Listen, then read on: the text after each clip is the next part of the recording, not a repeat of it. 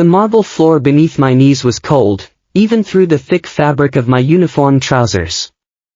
I scrubbed at a wine stain on the Persian rug in Declan Sullivan's study, my movements practiced and efficient after 2 years of working in this mansion. The scent of lemon polish mixed with the lingering aroma of his cologne, that expensive blend of sandalwood and something darker, something that made my hindbrain sit up and pay attention even when I tried to ignore it. "You missed a spot." His voice made me pause, though I didn't look up. I'd learned early on that direct eye contact with Declan Sullivan was dangerous, not because he was cruel, but because of the way his steel-gray eyes seemed to see through every carefully constructed wall I'd built around myself. And because he was an alpha. A powerful one. The kind that made omegas like me instinctively want to bare our necks and submit. Pathetic, I thought. 2 years of suppressing every biological urge, and still my pulse quickens when he speaks. "I'll get it, Mr. Sullivan." I kept my tone neutral and professional, even as the warmth of his scent, cedar, smoke, something wild and untamed, drifted across the room and wrapped around me like a physical touch. "It's Sunday evening, Leo. You're the only staff member who insists on working weekends." I finally glanced up, catching sight of him leaning against his mahogany desk, arms crossed over his chest. He'd loosened his tie, the first 3 buttons of his white shirt undone, revealing the strong column of his throat. The scent of him intensified, and I had to fight the urge to inhale deeply, to catalog every note and commit them to memory.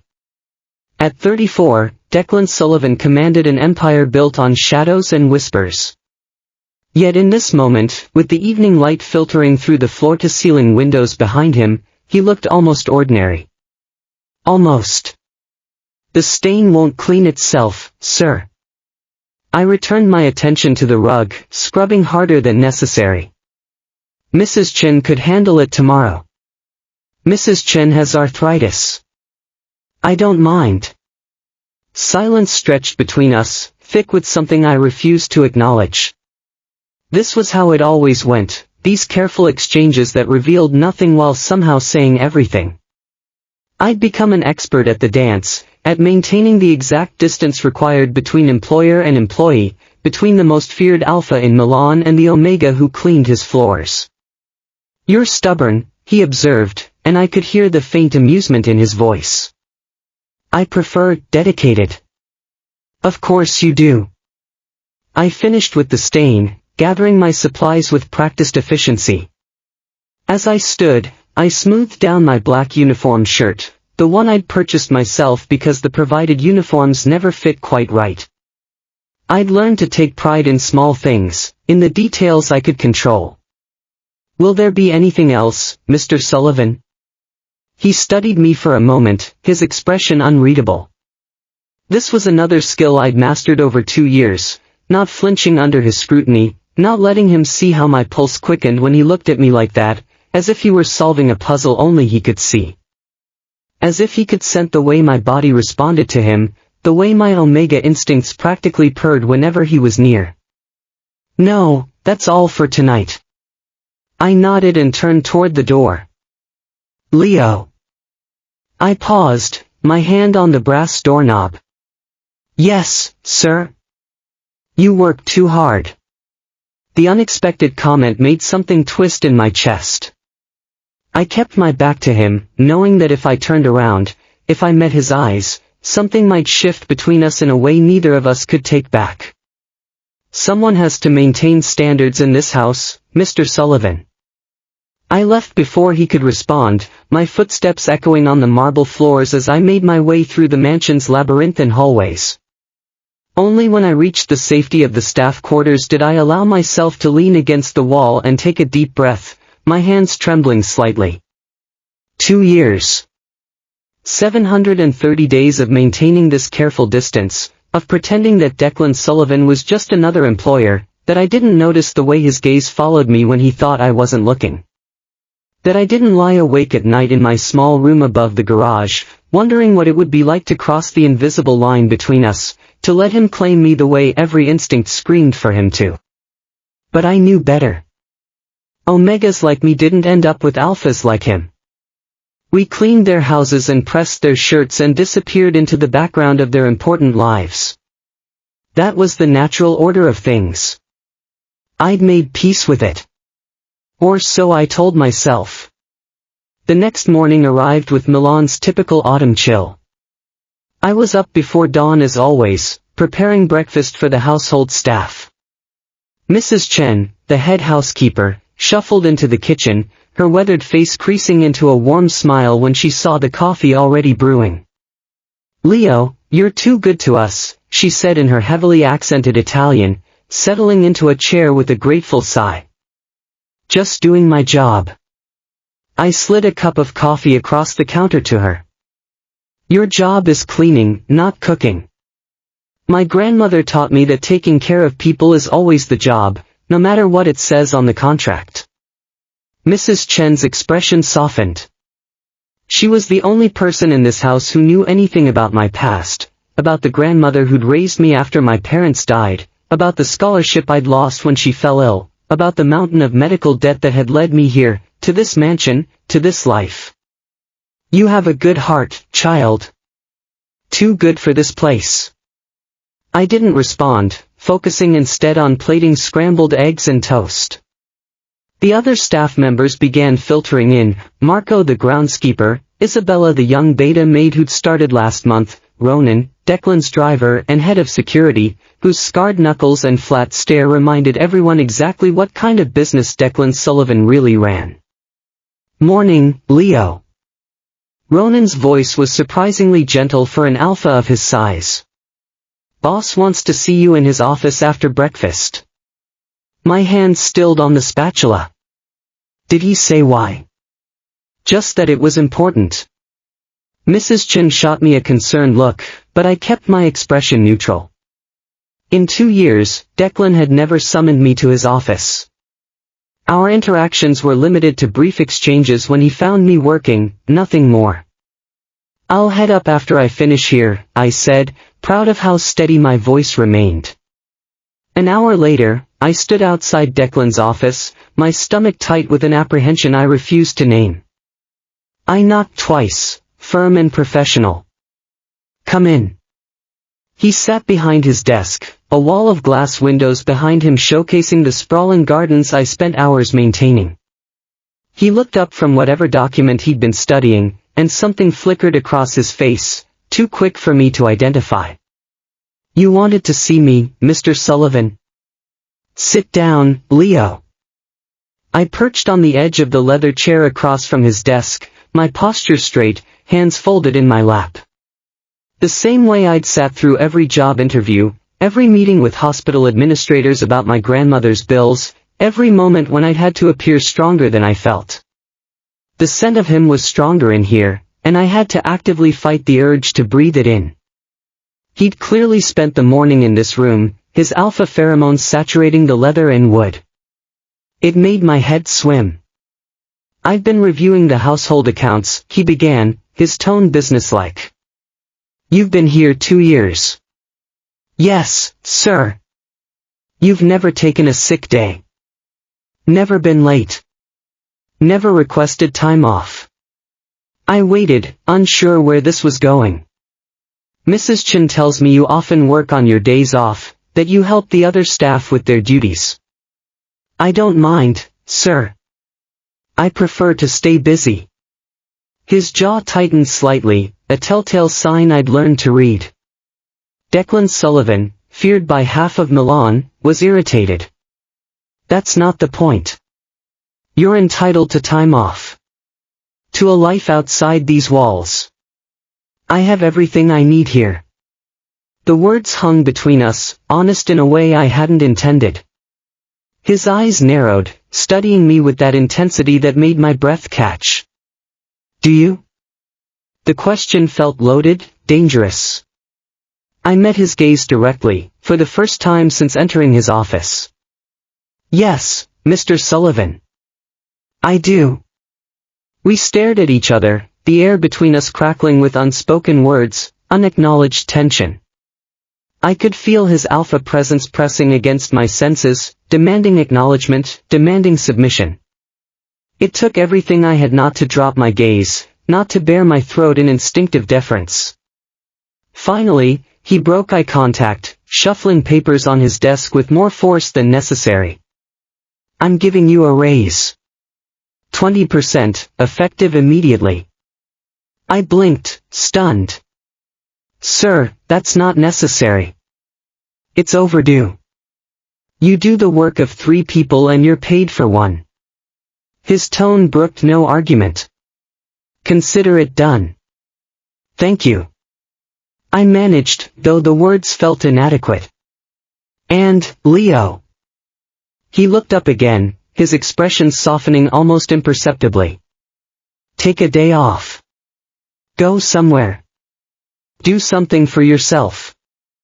I nodded and stood, recognizing a dismissal when I heard one. But as I reached the door, some reckless impulse made me turn back. "Mr. Sullivan?" "Yes." "Why do you care whether I take days off or not?" The question surprised us both. For a moment, Declan's carefully controlled expression slipped, revealing something raw and unguarded. Then the mask was back in place, smooth and impenetrable. "Because every employee deserves basic considerations. That's all." I nodded slowly, not believing him for a second, but understanding that this was as close to honesty as we'd get. "Of course, sir. Thank you for the raise." I left before he could see the small smile that tugged at my lips. Something had shifted. Some invisible boundary had been tested. I didn't know what it meant, but I felt it, like a change in air pressure before a storm. That evening, as I organized the library, I heard footsteps behind me. I didn't need to turn around to know it was him. I'd learned to recognize his presence, the way the air seemed to change when Declan entered a room. My Omega senses flared to life, cataloging every detail, his scent, his heat, the subtle change in my own body chemistry as I responded to his proximity. "Working late again?" he observed. "The books don't shelf themselves. They could wait until morning. I prefer to finish what I start." He moved closer, close enough that I could smell that damn cologne, close enough that every nerve in my body went on high alert. My Omega instincts screamed at me to turn, to face him, to present myself. I ignored them with practiced determination. "You never talk about yourself," he said quietly. "In 2 years, I've learned almost nothing about you. There's nothing interesting to tell, Mr. Sullivan." "I doubt that." I finally turned to face him, keeping my expression neutral despite the way my heart hammered against my ribs. "With respect, sir, my personal life isn't relevant to my job performance. And if I'm asking as something other than your employer?" The question stole the air from my lungs. We stood there, barely 2 feet apart, in the golden glow of the library's antique lamps. For the first time in 2 years, I allowed myself to really look at him, to see beyond the tailored suits and commanding presence, to the man underneath. And what I saw terrified me. Because Declan Sullivan, the alpha who'd built an empire on fear and loyalty, who could destroy lives with a phone call, who commanded absolute power, was looking at me like I was something precious and breakable and utterly out of reach. "Then I'd say you're asking questions that can't be answered, sir." Something flickered in his eyes, hurt, perhaps, or frustration. "Why not?" "Because you know why." The honesty surprised us both. We stared at each other, all our carefully maintained pretenses crumbling in the space of a heartbeat. "Leo. I should finish up here." I interrupted, turning back to the books before I could do something catastrophically stupid. "Good night, Mr. Sullivan." He didn't move for a long moment. I could feel his gaze on me, could sense the words he wanted to say hovering in the air between us. But finally, his footsteps retreated, leaving me alone with my racing heart and the books that suddenly seemed impossible to shelve. I sagged against the bookcase, pressing my forehead against the cool leather spines. This couldn't continue. something had to give. Some line had to be drawn and firmly maintained. Because allowing myself to acknowledge what simmered beneath every interaction, the attraction, the desperate longing, the way my omega instincts held for his claim, would destroy the fragile balance I'd worked so hard to maintain. Declan Sullivan could never be mine. And I could never be his. That was simply how the world worked. Alphas like him didn't bond with omegas like me. They took omegas as lovers, as possessions, but never as equals. Never as partners. I'd seen it happen too many times. Omegas who gave their hearts to powerful alphas and ended up broken, discarded, their bonds severed and their bodies used. I repeated it to myself like a mantra as I finished in the library, as I walked back to my small room, as I lay in bed staring at the ceiling. But I didn't believe it anymore. And that, I knew, was going to be a problem. 3 days passed in careful avoidance. I adjusted my schedule to minimize contact with Declan, timing my work to the rhythms of his meetings and obligations. Mrs. Chen noticed but said nothing, though her knowing look spoke volumes. On Thursday evening, as I was preparing to leave for the day, Sloane called, my best friend since childhood, one of the few connections I maintained to my life before the mansion. "You sound tired," he observed after I answered. "Long week," I replied, gathering my coat from the staff room. "Come out with me Friday night. There's a new wine bar in the city center. You need to remember what fun feels like." I hesitated. The last thing I wanted was to venture into Declan's world, the nightlife he controlled through silent partnerships and strategic investments. But Sloane's hopeful tone made me reconsider. "Actually, I have plans Friday night," I heard myself say. "Really? Since when do you have plans?"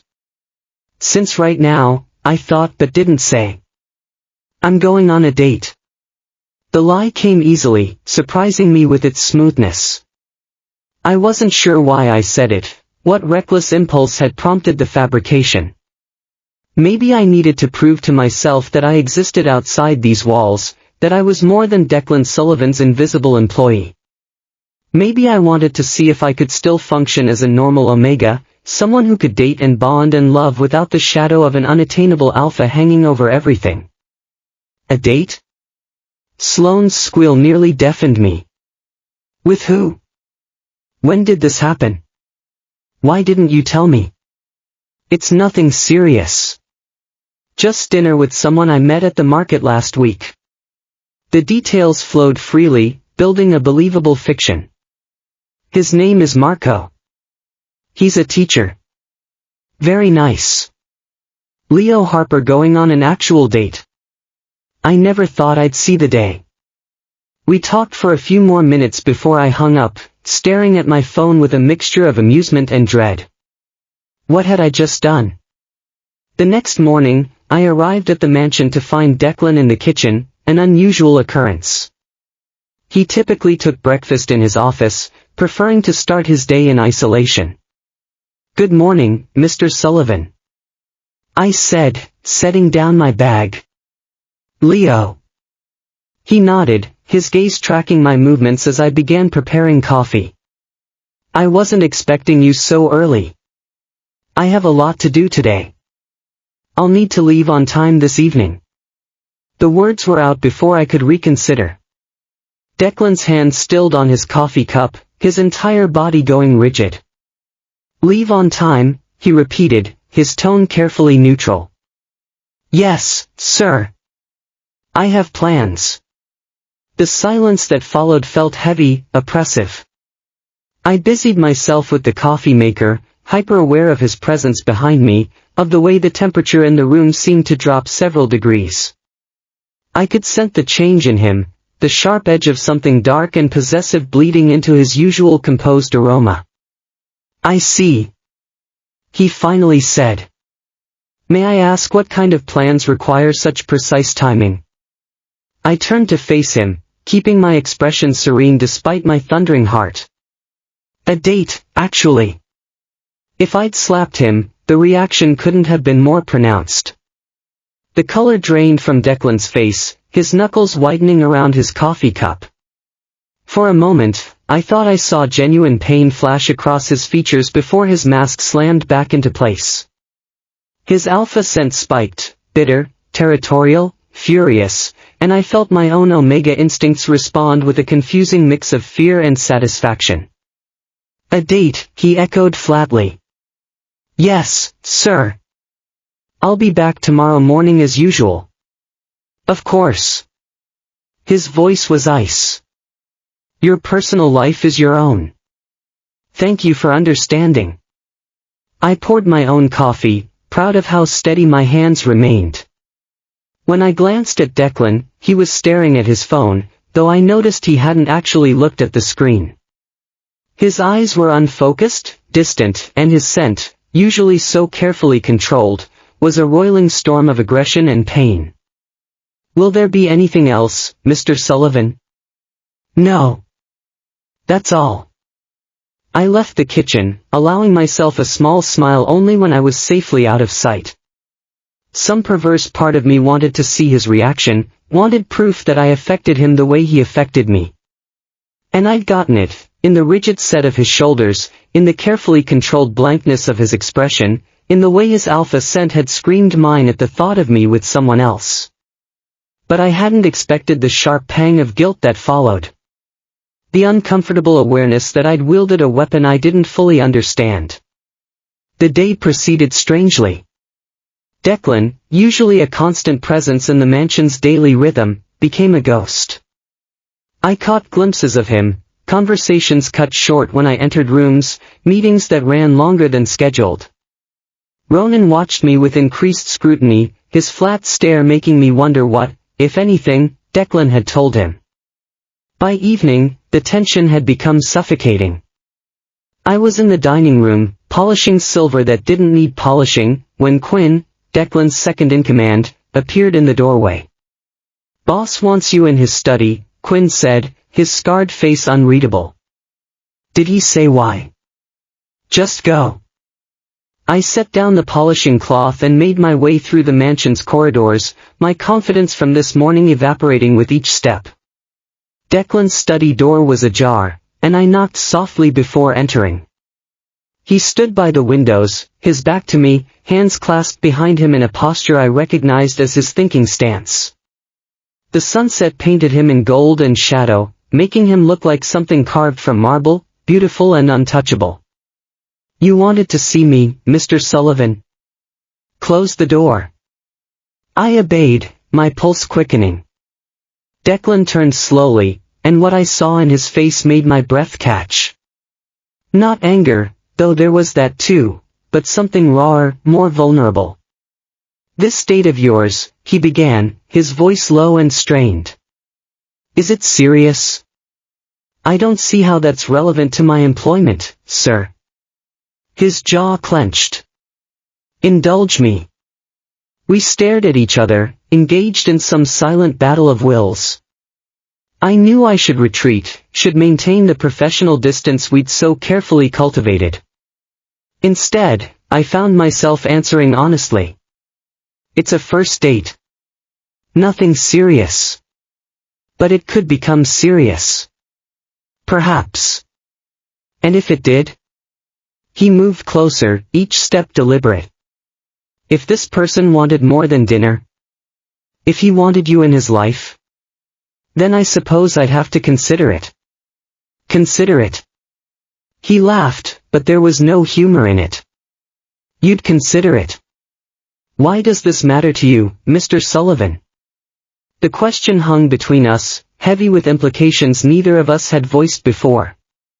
Declan stopped mere feet away, close enough that I could see the storm brewing in his gray eyes, the tension in his jaw, the way his hands clenched and unclenched at his sides. "Because it does," he said finally, the words seeming torn from him. "It matters." "That's not an answer." "It's the only one I can give." I should have left. Should have walked out of that study and maintained whatever fragile professional boundaries still existed between us. Instead, I tilted my chin up, meeting his gaze with deliberate challenge. Then I'm afraid you'll have to accept it, sir. Just as I've accepted many things about working here. His eyes narrowed. What does that mean? It means I do my job. I keep my head down.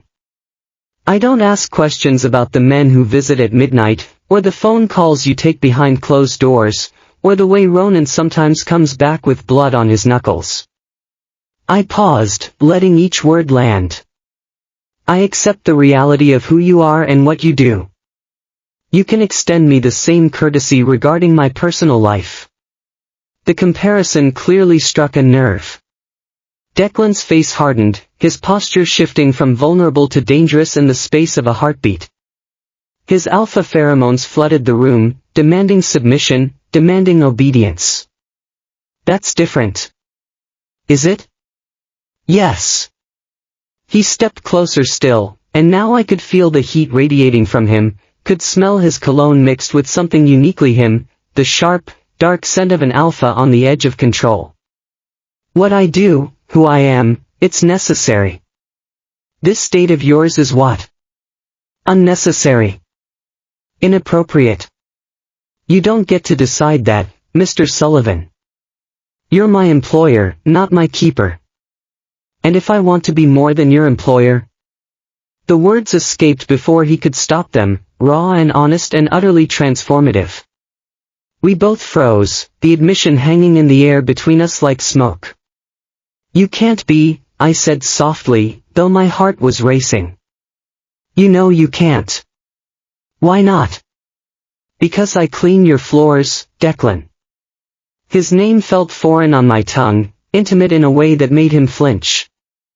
I press your shirts and polish your silver and disappear into the background of your important life. That's what I am to you. That's all I can be. You're wrong. Am I? I gestured around us, at the study filled with priceless art and leather-bound books, at the world he commanded with a look. Look at this place. Look at your life. I don't belong in it, not the way you're suggesting. That's for me to decide. No. I said firmly. It's for me to decide. And I've decided to have dinner with someone who sees me as an equal. Not as the help who happened to catch his eye. The words were cruel, I knew that. Designed to wound. And they did. I watched Declan's face close off, watched his walls slam back into place with brutal efficiency. His scent, which had been warm and open moments before, turned cold and acrid. Of course, he said, his voice arctic. How foolish of me to think otherwise. Mr. Sullivan. You should go. Don't want to be late for your date. I opened my mouth to respond, to explain, to somehow repair the damage I'd just inflicted. But the look in his eyes stopped me, cold, distant, utterly closed off. Good evening, sir. I said quietly, and left before I could do any more damage. I made it to my room before the shaking started, before the full weight of what had just happened crashed over me. I'd hurt him deliberately and effectively, and in doing so, I'd hurt myself just as badly. Because the truth was, I didn't have a date. There was no Marco, no dinner plans, no possibility of something real with someone else. There was only this lie I'd created, this fiction designed to test Declan's feelings, to see if the tension between us was real or imagined. And now I had my answer. It was real. Devastatingly, dangerously real. I sat on my narrow bed, staring at my phone, at the fictional future I'd constructed to protect myself from a truth I wasn't ready to face. That I'd fallen for Declan Sullivan. Somewhere in the past 2 years, I'd fallen for him, despite every reasonable voice telling me not to, despite the impossibility of it, despite knowing that omegas like me didn't get happy endings with alphas like him. I'd spent my entire adult life protecting myself from exactly this kind of attachment. I'd watched my omega mother give everything to an alpha who discarded her when she got sick. I'd seen what happened to omegas who gave their hearts and their bonds to powerful men. And I'd sworn I would never be one of them. But here I was, destroying myself from the inside out because of a man who could never truly want me. A knock at my door made me jump. I opened it to find Mrs. Chen standing there, her weathered face creased with concern. "Child, what have you done?" "I don't know what you mean. The boss has been in his study for the past hour, drinking alone. Ronan says he's in a dark mood." She studied my face, her old eyes seeing far too much. "This has something to do with you." I couldn't meet her eyes. I told him I had a date tonight. Ah! Understanding dawned on her features. "And do you?" "No." "Then why?" "Because I needed to know." I interrupted, the confession spilling out of me. I needed to know if it mattered to him. If I mattered to him. Mrs. Chen sighed, reaching out to pat my hand with her gnarled fingers. "Oh, child. You've been playing with fire." "I know. And now," I swallowed hard. "Now I have to see it through. I have to leave, to actually go somewhere, or he'll know it was a lie." "And when you come back?" "I don't know." I admitted, my voice small. "I don't know what happens next." I left the mansion at precisely 7 o'clock, dressed in the one nice outfit I owned, a simple navy shirt and trousers I'd purchased for my grandmother's funeral 3 years ago, paired with shoes that made my feet ache after 10 minutes. Ronan watched from the security office as I crossed the grounds to the main gate, his expression inscrutable. I didn't have a destination in mind, so I walked to the small cafe 3 blocks away, the one I sometimes visited on my rare days off. I ordered chamomile tea and a pastry I didn't want, sitting by the window and watching Milan's evening unfold around me. My phone buzzed. Sloane, asking how the date was going. I typed out a vague response about it being nice, then set my phone face down on the table, unable to stomach more lies. What was I doing? This elaborate deception, this test I devised, it suddenly seemed petty and cruel. Declan's face haunted me, the way something raw and wounded had flashed across his features before he'd retreated behind his walls. I'd hurt him deliberately, and for what? To prove that I had power over him? To satisfy some petty need for validation? I'd wanted to know if I mattered. But now that I knew the answer, I wasn't sure I could handle it. I stayed at the cafe for exactly 2 hours, the minimum time a respectable date would require. Then I made my way back to the mansion.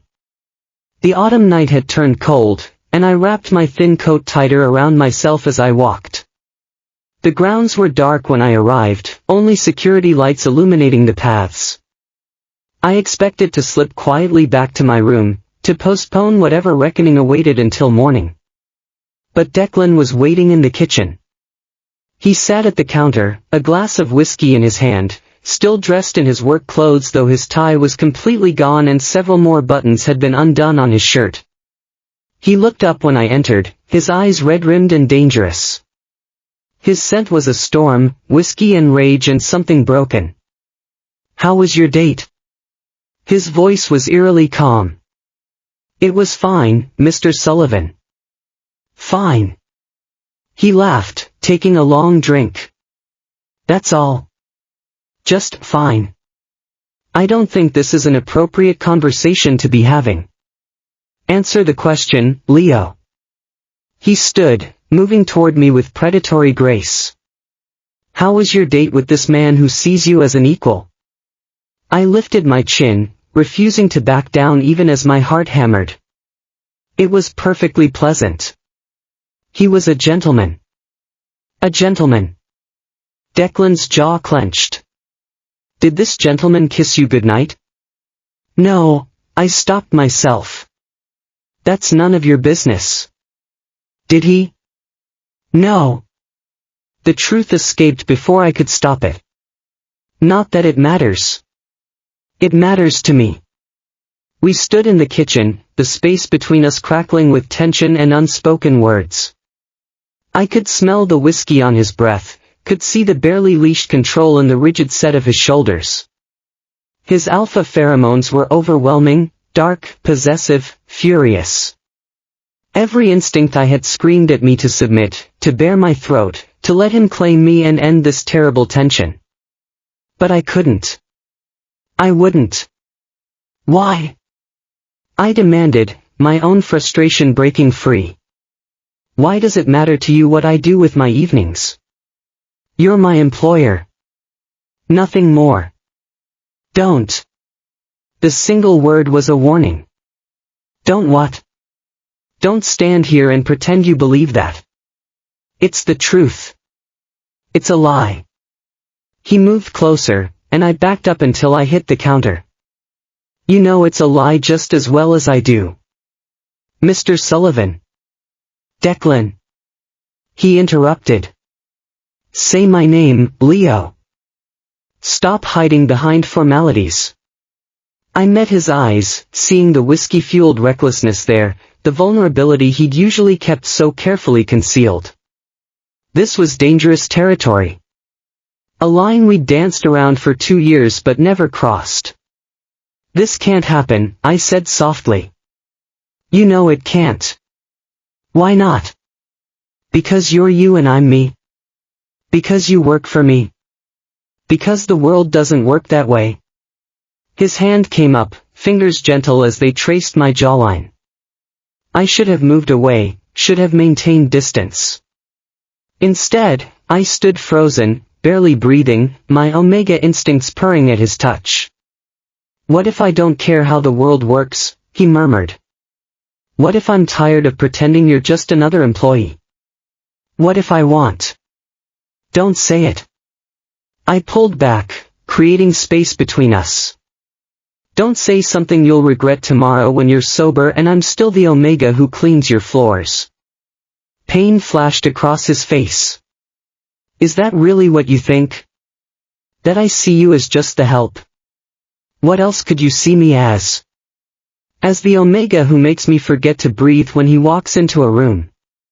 The words tumbled out, unguarded and raw. As the person I look for first thing every morning. As the only thing in my life that feels real and honest and good. The confession hung between us, naked and terrifying. I felt tears prick my eyes, felt my carefully constructed walls beginning to crumble. Declan. I know I have no right. He continued, as if afraid to stop now that he'd started. I know what I am, what I do. I know I shouldn't want someone like you, someone pure and good and utterly beyond my reach. But I do. God help me, I do. You're drunk, I said, though my voice shook. I'm honest. He laughed bitterly. Perhaps for the first time in years. I'm being completely honest. I'm terrified of you, Leo. Terrified of how you make me feel, of how much power you have over me without even trying. I don't want power over you. Then what do you want? The question stopped me cold. What did I want? To continue this careful dance indefinitely? To pretend I didn't lie awake thinking about him, didn't ache for his touch, didn't dream of him claiming me the way every instinct demanded? I began, then stopped, unable to finish. Tell me about him. Declan said abruptly. This gentleman who took you to dinner. Tell me what he offered you that I can't. Why are you doing this to yourself? Because I need to understand. I need to know what I'm competing against. The raw honesty in his voice broke something inside me. I couldn't do this anymore, couldn't maintain this fiction, couldn't watch him torture himself over something that didn't exist. There is no him, I admitted quietly. Declan went completely still. What? There was no date. No Marco. No dinner. I met his eyes, letting him see the truth. It was a lie. Why? The single word was barely audible. Because I needed to know if it mattered. If I mattered. He stared at me for a long moment, and I watched several emotions cross his face: confusion, understanding, anger, and finally something that looked like relief. His scent shifted too, the dark storm clouds parting to reveal something warmer beneath. "You matter," he said hoarsely. "You've mattered from the first day you walked into this house with your chin up and your eyes full of determination. You matter more than anything. Declan. I'm going to kiss you now." His voice was rough. "If you don't want that, if you need me to be just your employer, tell me now and I'll walk away. I'll never bring this up again." My heart thundered in my chest. This was the moment, the choice that would change everything. I could maintain my dignity, my distance, my carefully cultivated independence. Or I could take this leap into the unknown with an alpha who terrified and attracted me in equal measure. "I can't lose this job," I said finally. "The money, the stability. I need them. You won't. Whatever happens between us, your position here is secure. I promise you that. And tomorrow, when you're sober, when we both remember all the reasons this is a terrible idea, then we'll deal with tomorrow." He reached out, tucking a strand of hair behind my ear. "But tonight, please, just let me." I kissed him. It wasn't gentle or tentative. It was 2 years of suppressed longing, of stolen glances and careful distance, of wanting something I'd convinced myself I couldn't have. It was an Omega finally surrendering to the Alpha he'd been fighting for years. Declan responded immediately, his arms coming around me, pulling me against him as if he'd been waiting his entire life for this moment. His scent enveloped me, cedar and smoke and that dark, wild undertone that made my head spin. His lips moved against mine with a hunger that matched my own, and I felt something click into place inside me, something fundamental and primal. "Mate," my instincts screamed. "This is your mate." My hands found their way into his hair, and he groaned, deepening the kiss until I forgot where I ended and he began. When we finally broke apart, both breathing hard, Declan rested his forehead against mine.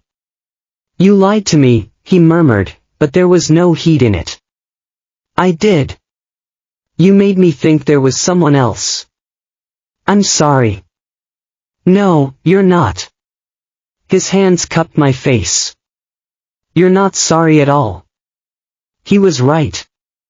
I wasn't sorry, not about this, not about finally crossing the line I'd been too afraid to acknowledge. "What happens now?" I asked. "Now." He kissed me again, softer this time. "Now we figure it out together." The next morning arrived with the brutal clarity of sobriety and consequence. I woke in my small room above the garage, alone as always, but with the memory of Declan's kiss still burning on my lips.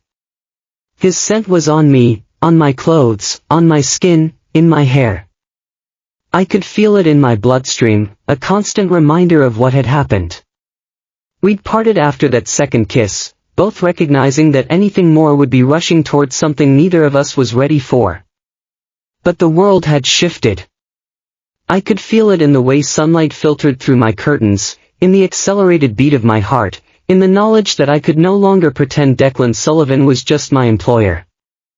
I dressed carefully, choosing my usual black uniform, pinning my hair into its customary neat bun. External armor for the internal chaos. When I descended to the main house, Mrs. Chen was already in the kitchen, her knowing eyes tracking my movements. "You look different," she observed. I looked the same. On the outside, perhaps. She handed me a cup of coffee. "The boss wants to see you in his office at 9. My stomach clenched. Did he say why? No. But child, be careful. Whatever happened last night, it's changed things. You can see it in his face. At exactly 9, I knocked on Declan's office door. His "come in" sounded strained, and when I entered, I found him standing by the windows, his posture rigid. "Close the door." I obeyed, my heart hammering. In the harsh morning light, last night seemed like a dream, something that couldn't possibly have happened between the feared Mafia boss and his Omega housekeeper. "About last night," he began, not turning to face me. "If you're going to say it was a mistake." "It wasn't." He finally turned, and the intensity in his eyes stole my breath. "That's the problem." I waited, not trusting myself to speak. "I've spent the night thinking about this. About us." He moved toward me, each step measured. "And I keep coming back to the same conclusion, I want you in my life. Not as an employee. As something more." "Declan. I know all the reasons it's complicated. Believe me, I've listed them all. The difference in our positions, the risk to you, the impossibility of keeping it private in a house full of staff." He reached me, his hand coming up to cup my cheek. "None of it matters. Not compared to how I feel when I'm with you." "And how is that?" I asked softly. "Like I can breathe. Like the weight of everything I carry gets lighter." His thumb traced my cheekbone. "Like I'm not just the monster people whisper about, but someone who might deserve something good." The vulnerability in his admission made my chest ache. I covered his hand with mine, holding it against my face. "You're not a monster. You don't know the things I've done." "I know enough." I met his eyes steadily. "I've worked here for 2 years, Declan. I'm not naive about your business. And yes, it scares me, the violence, the danger, the darkness. But I also see how you protect the people in this house, how you've never once treated me as less than human, how you carry the weight of hundreds of people's livelihoods on your shoulders." "Leo." I'm not finished. I took a deep breath. "I also know that getting involved with you could destroy everything I've worked for. My reputation, my independence, my safety. If this goes wrong, I lose more than a job. I lose myself." His face tightened with pain. "Then we shouldn't." "But I'm going to anyway." The word surprised us both. Because the truth was, I'd been falling for him for months, maybe longer. And last night, when he'd asked me to be honest, I'd realized I was tired of lying. To him. To myself. To everyone. "Declan, I've spent my whole life protecting myself from alphas. I've seen what happens when omegas give everything to powerful men. I swore I would never be one of them." I stepped closer, eliminating the distance between us. "But I'm going to anyway. Because you're different. Because when I'm with you, I feel like I could be something more than just the Omega who cleans floors." "Leo. I mean it. I've been falling for you for months. Maybe from the first day I walked into this house." I reached up, touching his face. "And I'm tired of pretending otherwise." Declan's expression transformed, hope and disbelief warring across his features. "You mean that?" "I mean it. But I need you to understand something." I met his eyes, letting him see the steel beneath my vulnerability. "I won't be your secret. I won't be the Omega you hide away while presenting some acceptable face to the world. If we do this, it's real. Acknowledged. Done. Of course. And I keep my job. My actual job. Not some fabricated position designed to keep me close. I need my independence, my own money, my own sense of purpose. Of course. And if it doesn't work, if we try this and realize we were better as employer and employee, you let me go. No threats. No using your influence to keep me here." Something flashed in his eyes at that. "You think I would force you to stay? I think you're an alpha used to controlling everything in your world. I need to know I'm not just another thing you own. We stared at each other, the morning light harsh and unforgiving. This was the moment, the choice that would define everything that followed. You'll never be something I own, Leo. Declan said quietly. You'll be the one thing in my life I actually deserve to lose if I mess this up. Does that work for you? He nodded, unable to speak past the emotion in his throat. Then we try this. I said. Carefully. Honestly. Together. He kissed me then, gentle and reverent, a promise rather than a demand. And for the first time in 2 years, I allowed myself to believe that maybe, just maybe, Omegas like me could have happy endings with alphas like him. The next week unfolded in a careful dance of discovery.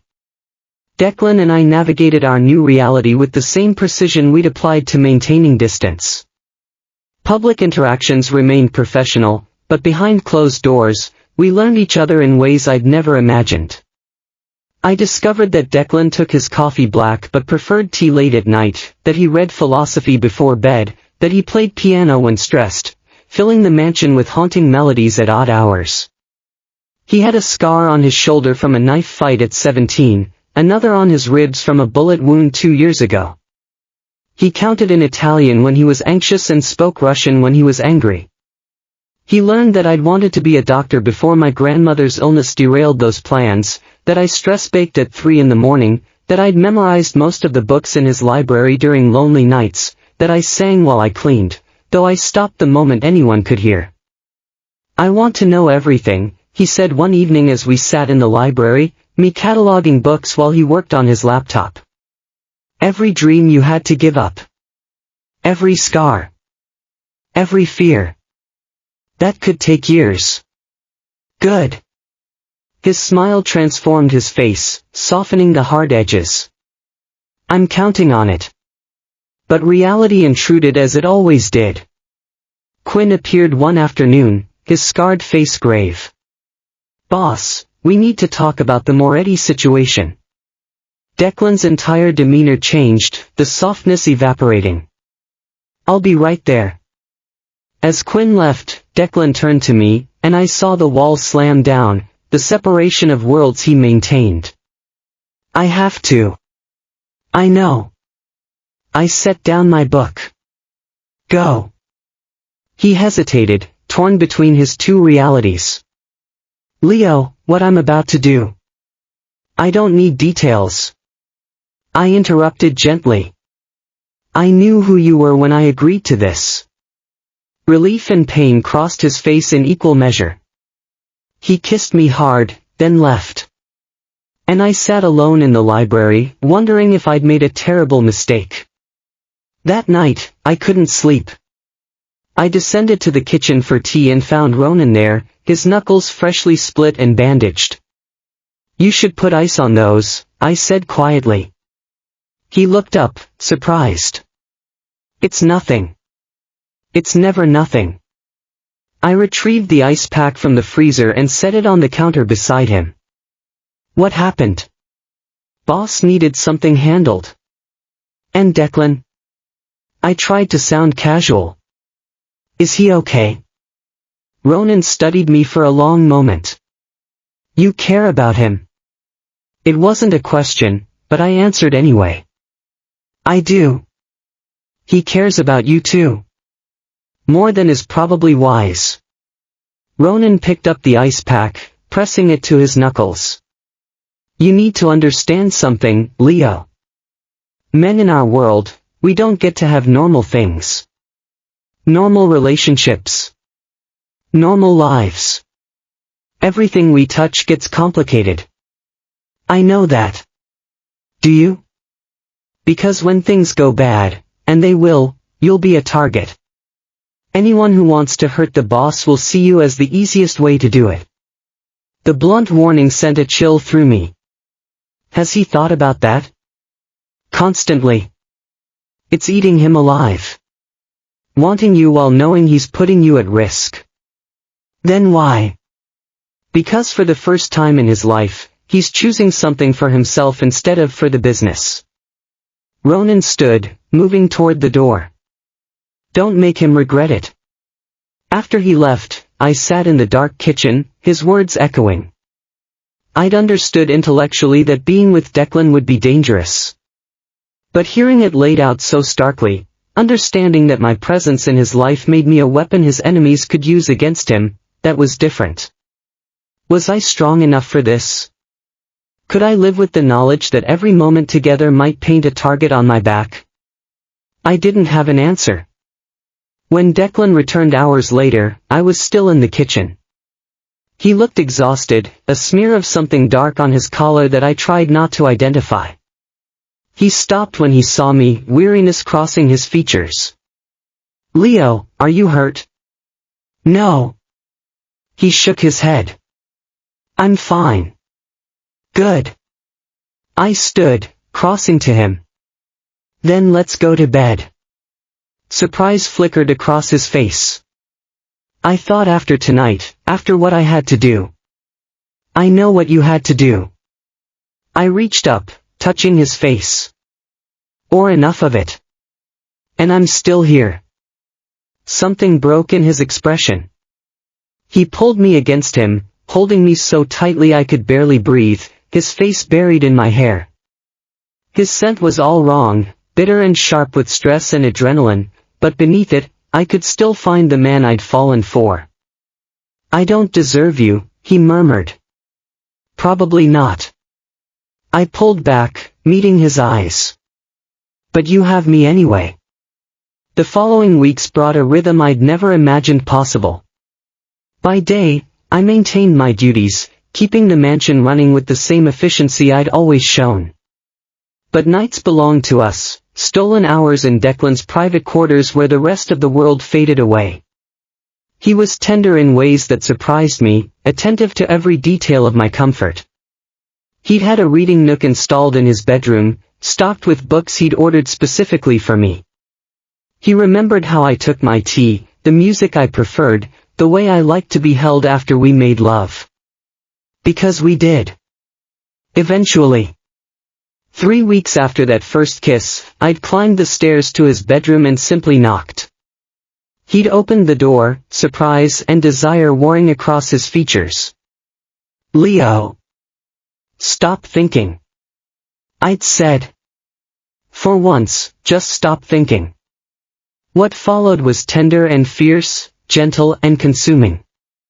Declan worshipped my body like something sacred, his control slipping only in the moments of deepest intimacy.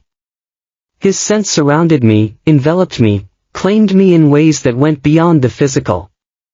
I could feel my omega instincts singing, could feel the bond starting to form in my chest, a golden thread connecting me to this alpha. Afterward, we lay tangled together, and I traced the scars on his shoulder. Tell me about this one. Street fight. I was 17. Thought I was invincible. And this? I touched the puckered scar on his ribs. Rival family. 2 years ago. Got too close. They could have killed you. They tried. He caught my hand, pressing it to his lips. But I'm hard to kill. Don't joke about that. I'm not. His eyes met mine, serious and dark.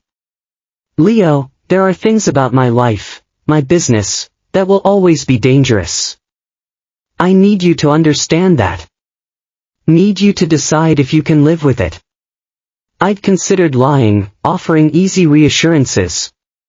But we'd built this on honesty, and I wouldn't compromise that now. I'm terrified, I admit it. Every time you leave for a meeting, every time Ronan comes back injured, every time I see blood on your shirt, I'm terrified. Then maybe we should. I'm also stubborn. I cut him off. And surprisingly resilient.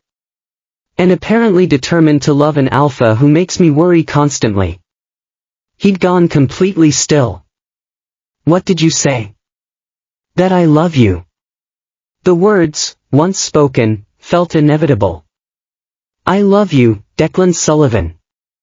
Despite every logical reason not to. Despite the danger and the complications and the impossibility of it all. His response had been to kiss me senseless, murmuring words in Italian against my skin that I didn't need translated to understand. Love.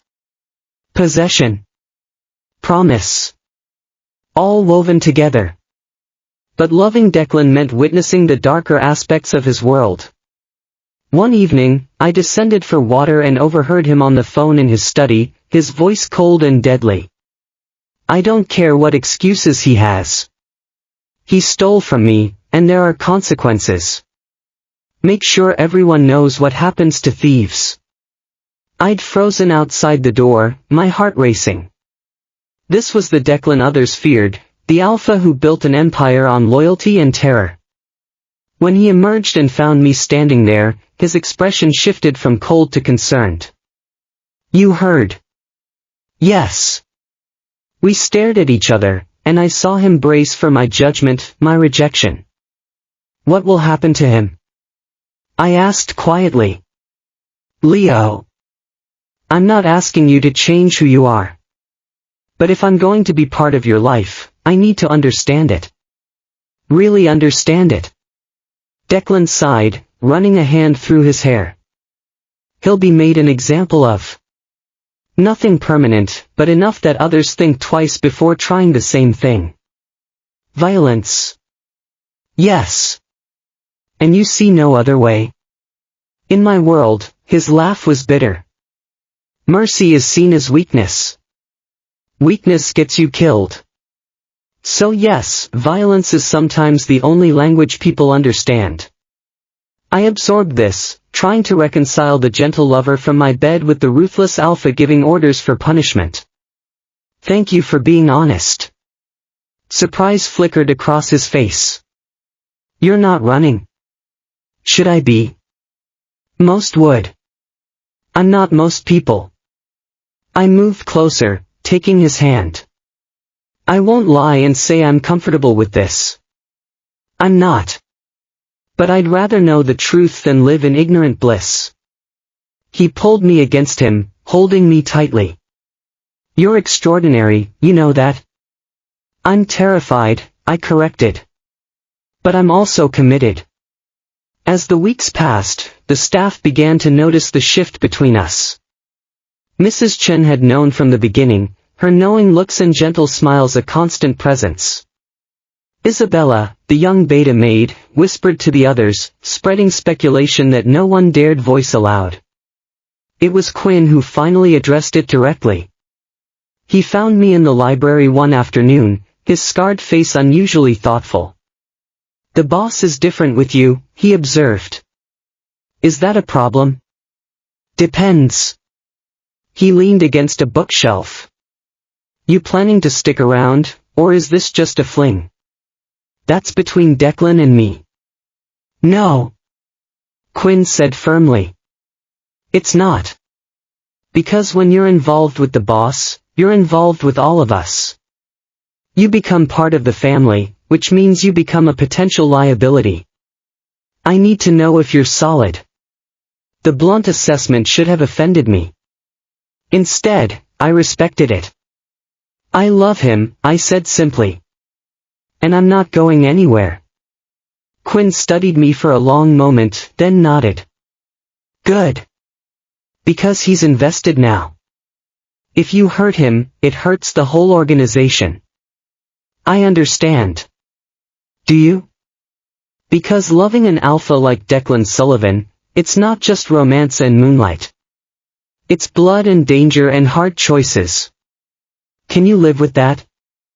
I thought about the nights I'd held Declan while he fought nightmares, about the scars I'd traced and the violence I'd glimpsed, about the fear that lived in my chest every time he left for a meeting.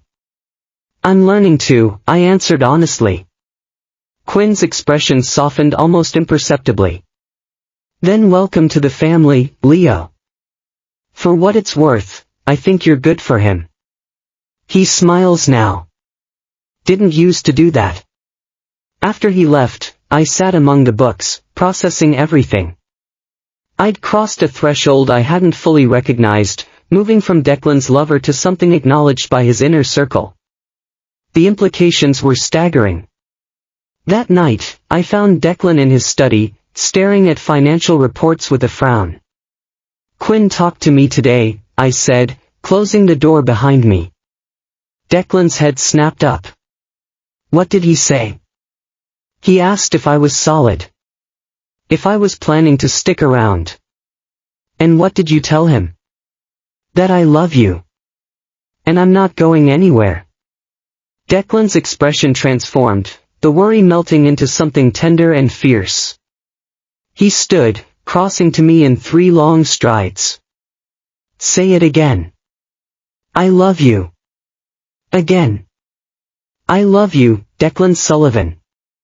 I smiled against his lips as he kissed me. "Even though you're possessive and overprotective and occasionally terrifying." "Occasionally." His hands slid into my hair. "I'll have to work on that." "Don't you dare. I love you exactly as you are. Even knowing what I am. What I do. Especially knowing. Because you've never lied to me, never pretended to be something you're not." I pulled back to meet his eyes. "You're dangerous and ruthless and sometimes frighteningly cold. But you're also loyal and protective and capable of tenderness most people will never see. I love all of it." Something vulnerable flashed across his face. "I don't deserve you. A good thing I'm not interested in what you deserve. I'm only interested in what we build together." He kissed me again, deeper this time, and I felt the tension drain from his shoulders. We stood there, wrapped in each other, and for a moment the complications faded, leaving just us. "Marry me," he murmured against my hair. I went still. "What?" "Marry me." He pulled back, his eyes intense. "I know it's fast. I know there are 1,000 reasons to wait. But I don't want to wait. I want you as my husband. Want the world to know you're mine." "Declan. I know I'm asking you to take a huge risk. To tie yourself to me, to my life, to everything that comes with being Mr. Sullivan."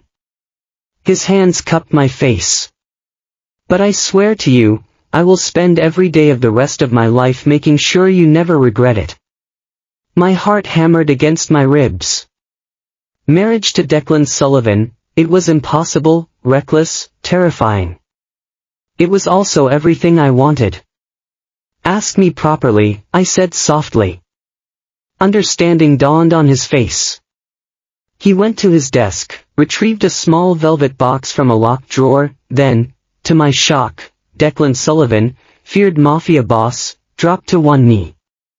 "Leo Harper, will you do me the extraordinary honor of becoming my husband?" He opened the box, revealing a ring that stole my breath, a simple platinum band with a single perfect diamond, elegant and understated. "It's beautiful," I whispered.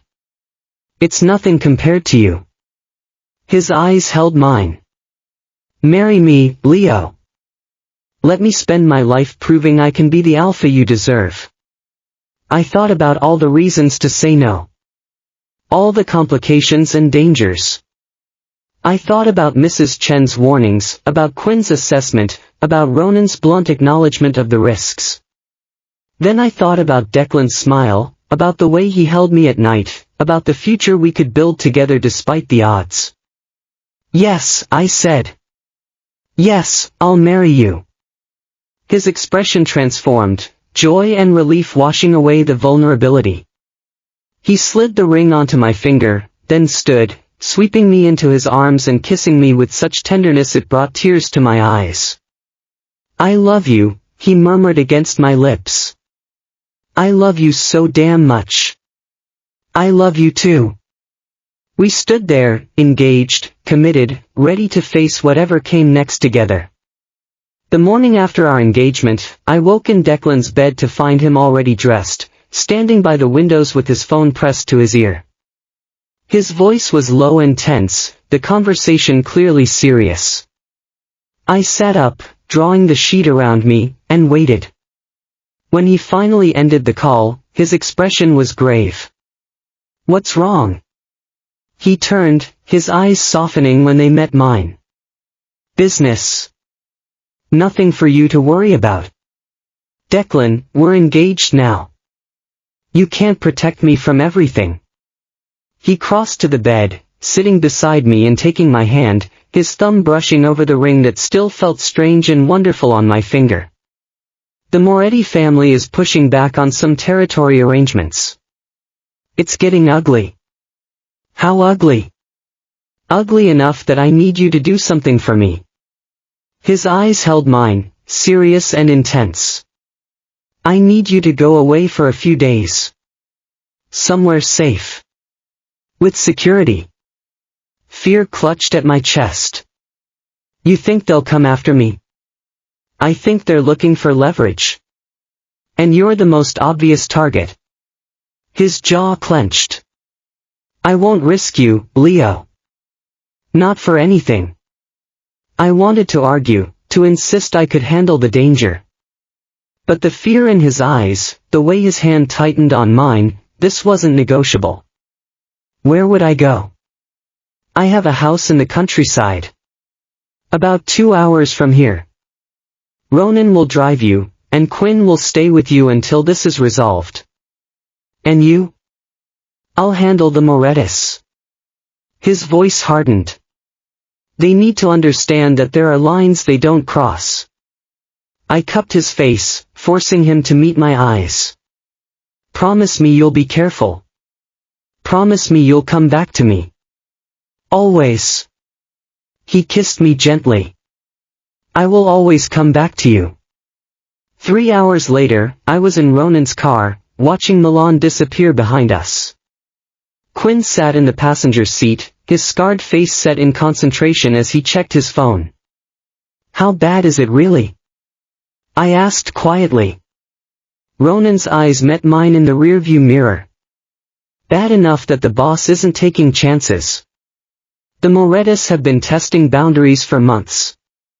This is them making a play for more territory. And Declan?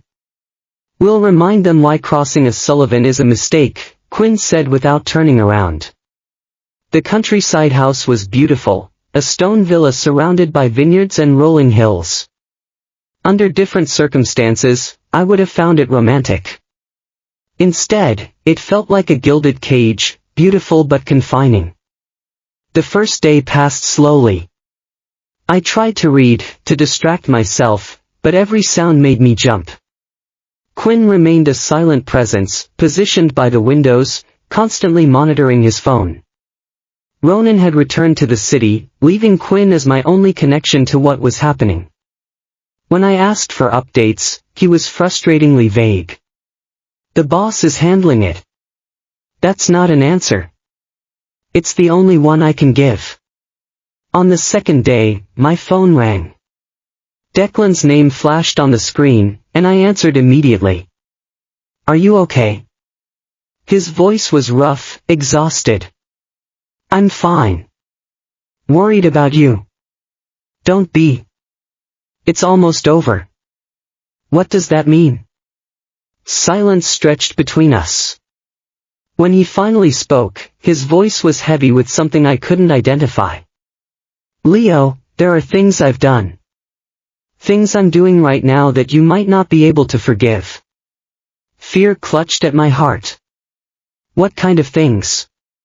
The kind that keep you safe. The kind that ensure no one ever threatens what's mine again. I closed my eyes, understanding what he wasn't saying. Violence. Probably significant violence. The ruthless side of Declan Sullivan that I'd glimpsed but never fully witnessed. I told you I loved all of you, I said quietly. That includes the parts that scare me. Even when I don't know the details. Especially then, because I trust you to do what needs to be done. His exhale was audible, relief evident. I don't deserve you.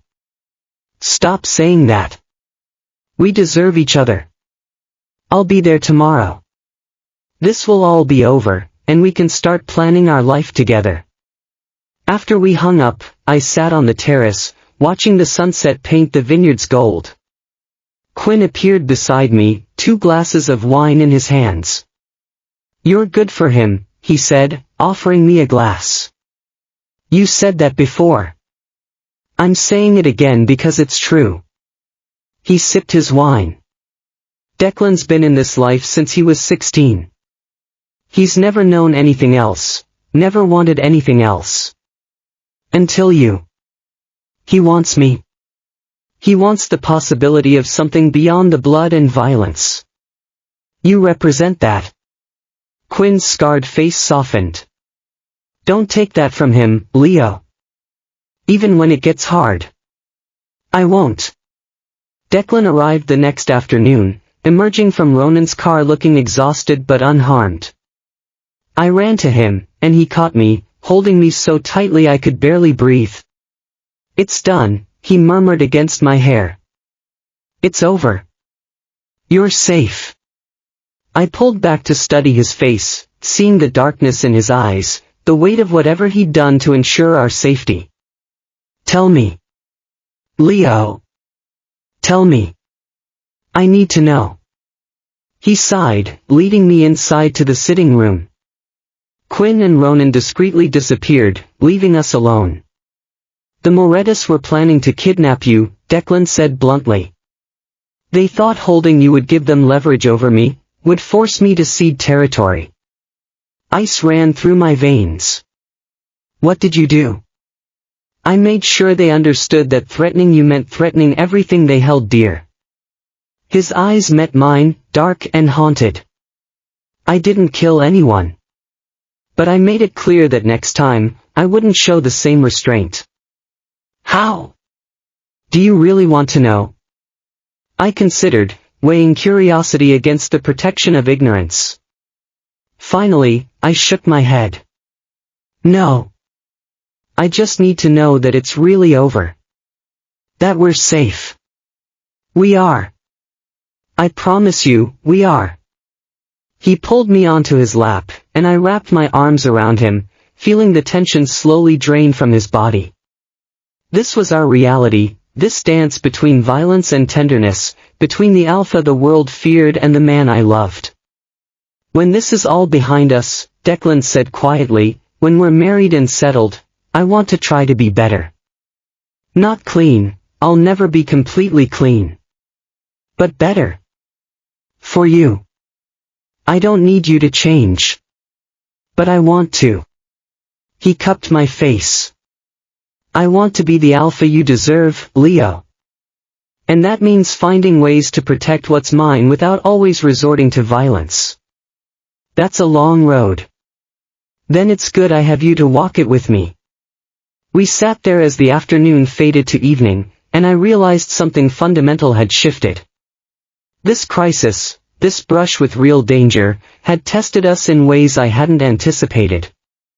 And we'd come through it stronger, more committed, more certain of what we were building together. 2 weeks later, we stood in a small chapel on the villa's grounds, surrounded only by the core members of Declan's organization. Mrs. Chen had made the trip, tears streaming down her weathered face as she watched me walk down the aisle. I wore a simple ivory suit, nothing elaborate or showy.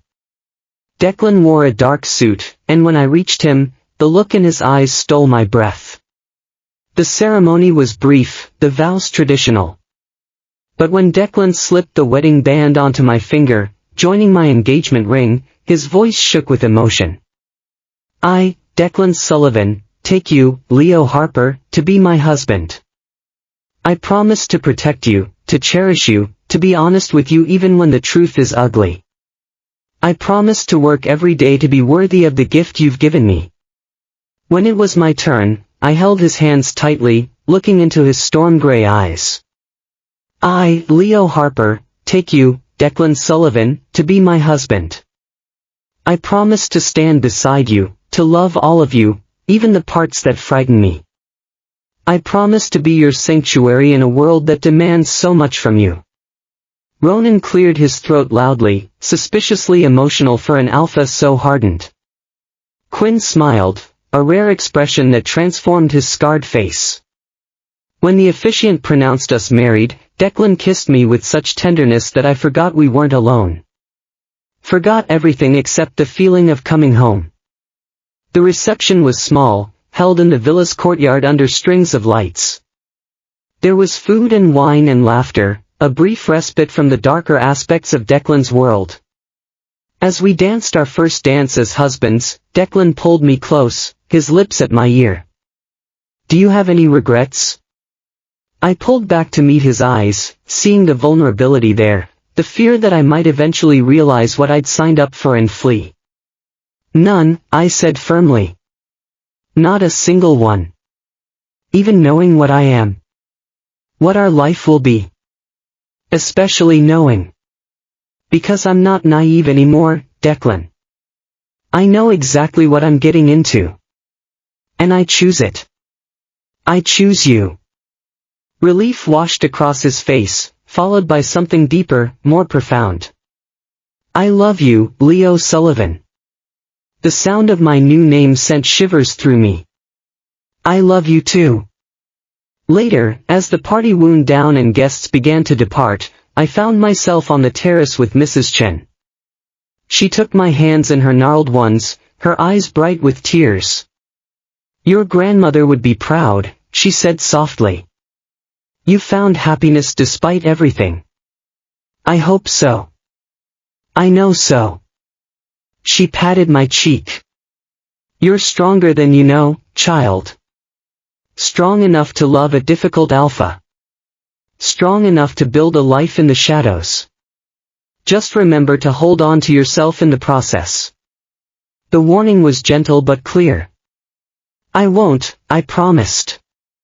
"I'll never lose who I am." As the night deepened and the last guests left, Declan and I retreated to the master bedroom. He'd had it prepared with care, roses on every surface, candles casting everything in soft light. "How did you manage all this?" I asked, touched by the gesture. "I wanted our wedding night to be perfect." He came up behind me, his arms encircling my waist, his chin resting on my shoulder. "Wanted you to know that despite everything else, you're cherished. Loved." I turned in his arms, reaching up to cup his face. "I know. I've always known." What followed was tender and fierce, gentle and consuming. Declan worshipped my body like something sacred, murmuring promises against my skin in Italian and English, binding us together in ways that transcended the ceremony earlier. Afterward, we lay tangled together, my head on his chest, his fingers tracing patterns on my shoulder. "What are you thinking?" I asked. That I never imagined I could have this. A husband who knows what I am and loves me anyway. A future that's about more than just survival and power.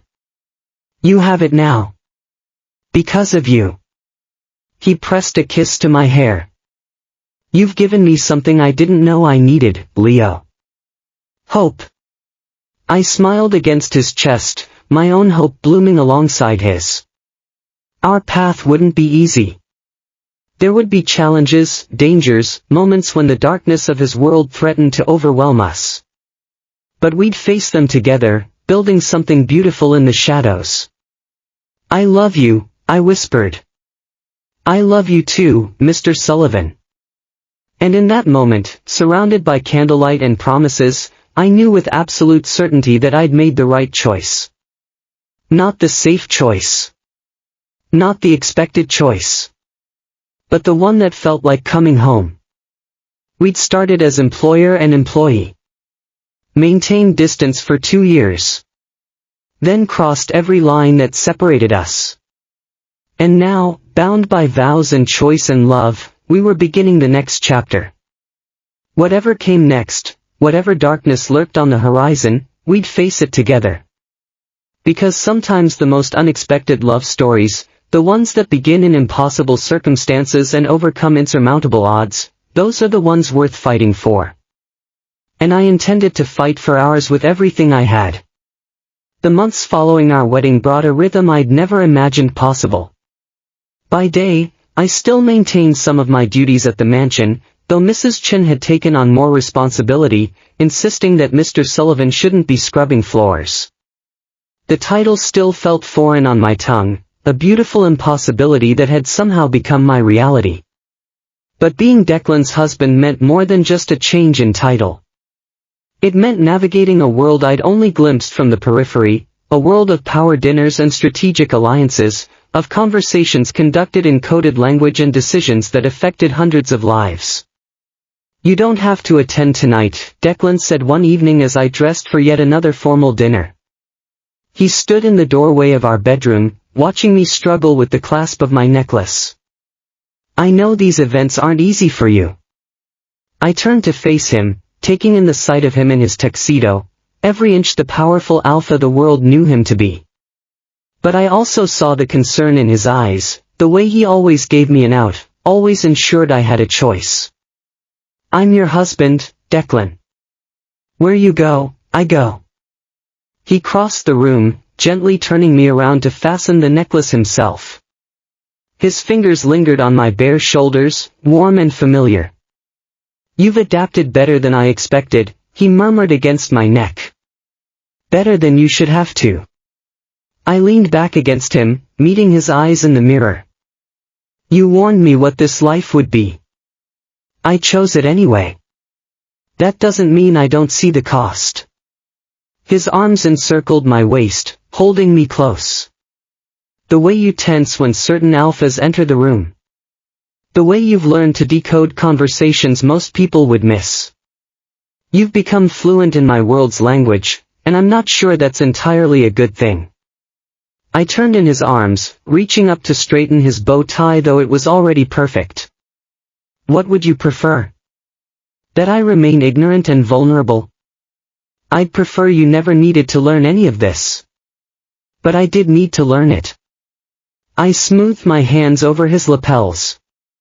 "Because loving you means understanding your world, even the parts one wished didn't exist." The dinner that night was held at the estate of Antonio Russo, one of the old guard who'd worked with Declan's father. The villa was magnificent, all marble columns and Renaissance art, a monument to generations of accumulated power and wealth. I'd grown accustomed to the scrutiny these events brought, the way other alphas assessed me with a mixture of curiosity and disdain. The former Omega Maid who'd somehow captured the heart of one of Milan's most powerful alphas. I was either a cautionary tale or an inspiration, depending on who you asked. "Leo, how lovely to see you." The voice belonged to Bianca Moretti, husband of the very alpha who had threatened me months ago. The conflict had been resolved through negotiation and strategic compromise, but the memory of that fear still lived in my chest. "Bianca," I replied, my voice pleasant and neutral. The way Declan had taught me. "I must say, you've settled into your role remarkably well." His smile didn't reach his eyes. "One would almost forget you used to work for the Sullivans rather than being one of them." The barb was subtle but intentional. I felt Declan tense beside me, his hand tightening almost imperceptibly on my waist. But before he could respond, I smiled, channeling every lesson I'd learned about power and perception. "How kind of you to notice." Though I must say, working for the Sullivans taught me far more about integrity and loyalty than any amount of inherited privilege ever could. The subtle jab landed perfectly.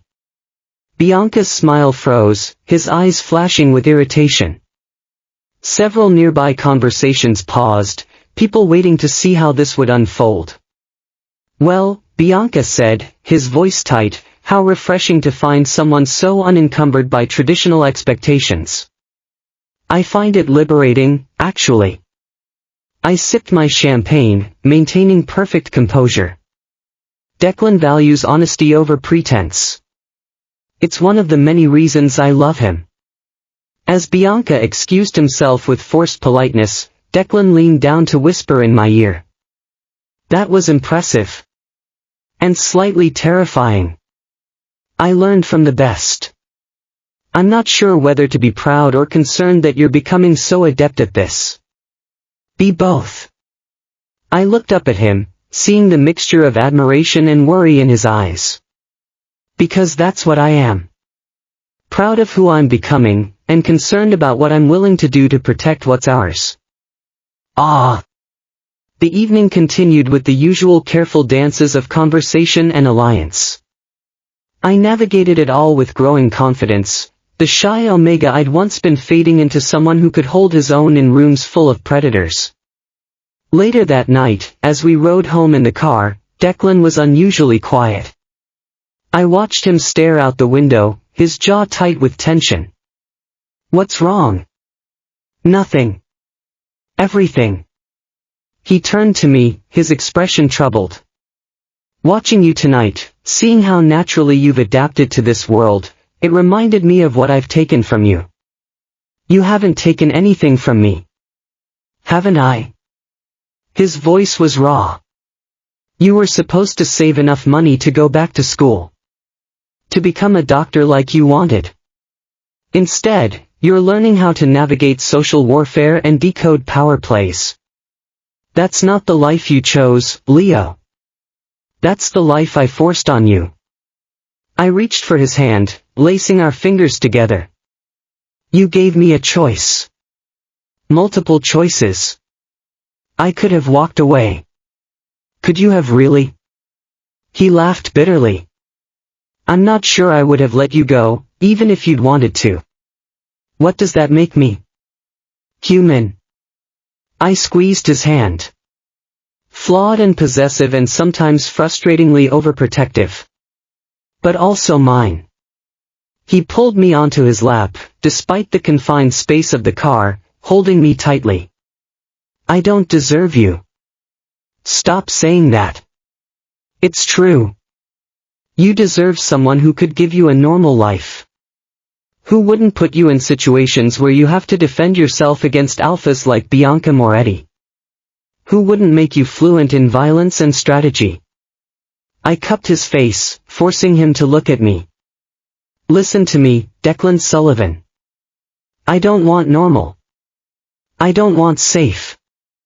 I want you, with all the complications and dangers that come with loving you. Yes, this life is hard. Yes, there are moments when I'm terrified. But there are also moments of incredible joy, of feeling more alive than I ever did before. Even when you're standing in a room full of people who see you as an outsider. Especially then. I smiled. Because I have something none of them have. I have you choosing me every single day, not because of my family name or my connections, but because of who I am. That's worth every difficult dinner, every catty comment, every moment of feeling out of place.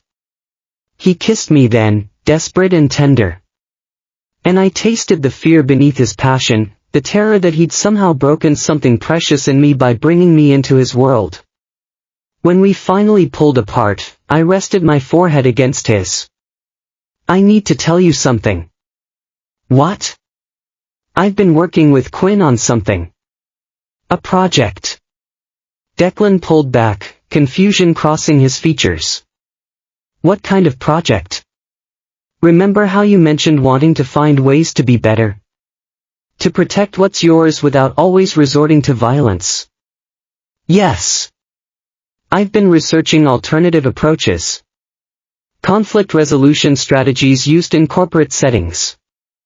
Negotiation tactics. Ways to maintain power without always using fear. I took a breath. Quinn's been helping me understand how these could be adapted to your business needs. Declan stared at me, something like wonder dawning in his eyes.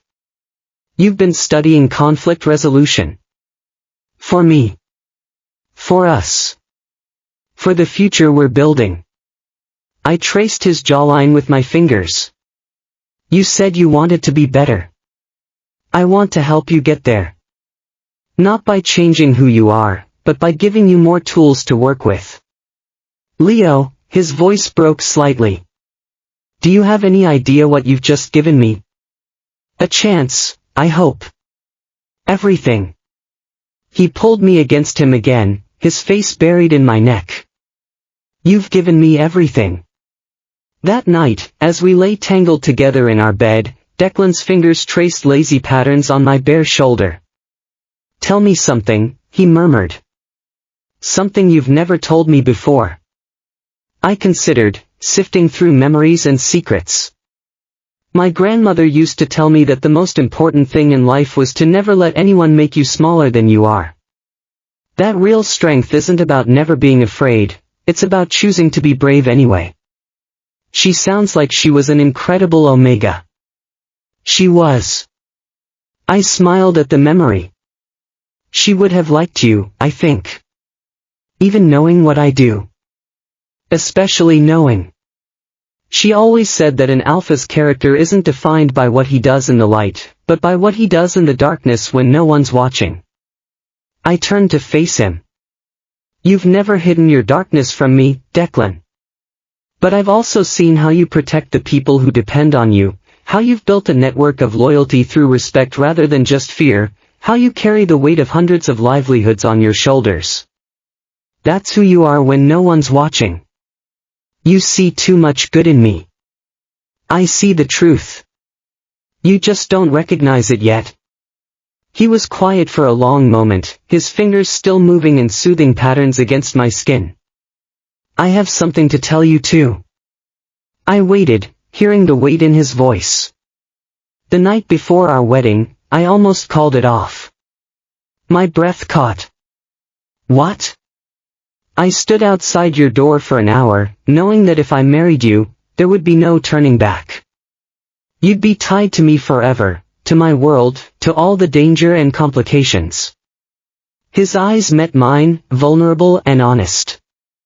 I almost convinced myself that letting you go would be the kindest thing I could do. What stopped you? Selfishness. His smile was self-deprecating. Pure, simple selfishness. Because the thought of living without you, of watching you build a life with someone else, someone better, it was unbearable. So I chose to be selfish. Declan. Let me finish. His hand cupped my face. I chose to be selfish, and I've questioned that choice every day since. Every time I see you navigate a dangerous social situation.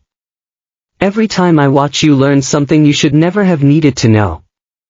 Every time I see fear flash across your face when I come home late from a meeting, I wonder if I did the right thing. And what conclusion have you reached? That I'm still too selfish to let you go, even if it would be better for you. His thumb traced my cheekbone. But I promise you this, Leo, I will spend the rest of my life trying to deserve you.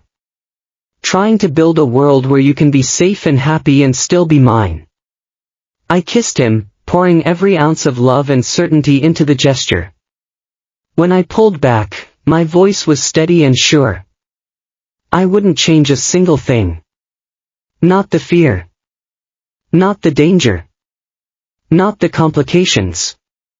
Because all of it led me here, to you, to us. And that's worth everything.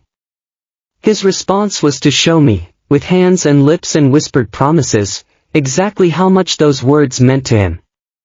And as we lost ourselves in each other, I realized that this was what real love looked like. Not the fairy tale version, but the messy, complicated, beautiful reality of two imperfect people choosing each other every single day. The next morning brought an unexpected development. I was in the kitchen, attempting to make breakfast despite Mrs. Chen's protests, when Quinn appeared in the doorway. Boss wants to see you both in his study. Something in his tone made my stomach clench. What's happened? Just come. Please. Declan was already in his study when we arrived, standing by the windows with his phone pressed to his ear. His posture was rigid, and when he turned to face us, I saw something I'd never seen before in his eyes, uncertainty. His scent was wrong, sharp with anxiety and anger. He ended his call and gestured for me to sit. I remained standing, my hand finding his. What is it? That was my contact in the prosecutor's office. He took a breath.